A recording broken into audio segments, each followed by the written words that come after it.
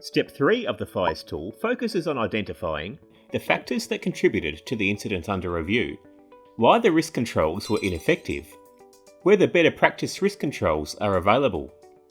This video will describe each of these components of Step 3. The first component asks you to identify contributing factors.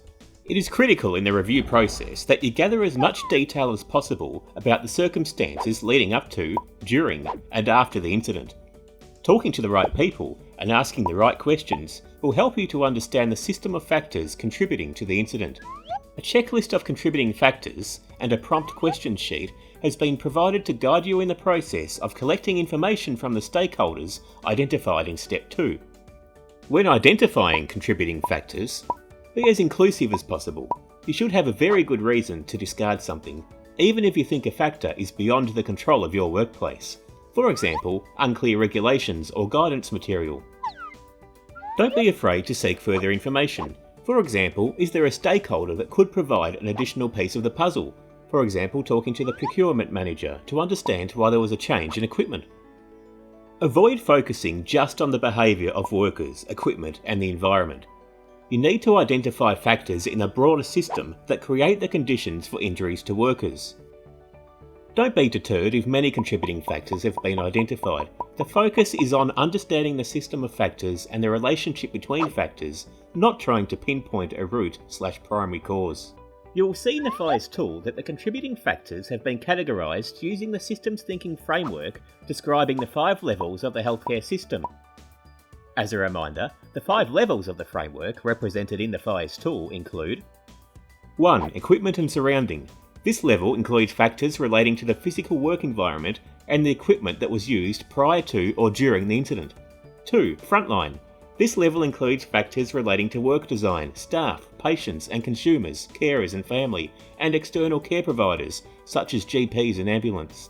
3. Operations management. This level includes factors relating to supervisors, patient management and work scheduling. 4. Governance and administration. This level includes factors relating to management systems, resources and leadership. 5. Government, regulators and external influences. This level includes factors relating to suppliers, unions and employer associations, and government and regulators. The second component of Step 3 asks you to consider why the risk controls were ineffective. Identifying the contributing factors should lead to some conclusions about why the risk controls were ineffective for preventing the incident. A risk control is used to eliminate or reduce the risk. However, work systems need to have supporting processes in place to ensure controls are implemented. For example, providing buffers built into schedules to make sure that enough time is available to use assistive equipment, or ensuring there are enough staff rostered on shift to use the assistive equipment effectively.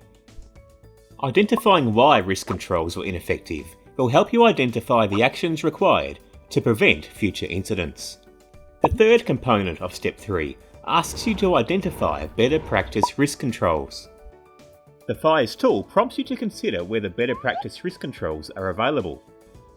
Better practice means a risk control that would further reduce or eliminate the risk and may be higher order risk controls or a combination of different types of risk controls which work together to reduce the risk associated with the work. For example, using a bed mover rather than manually pushing a patient bed, combined with ensuring staff have the appropriate training and procedures in place to access and use that equipment.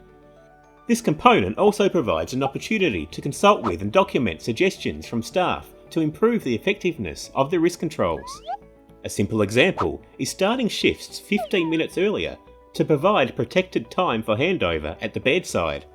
This completes Step 3 of the PHIRES tool.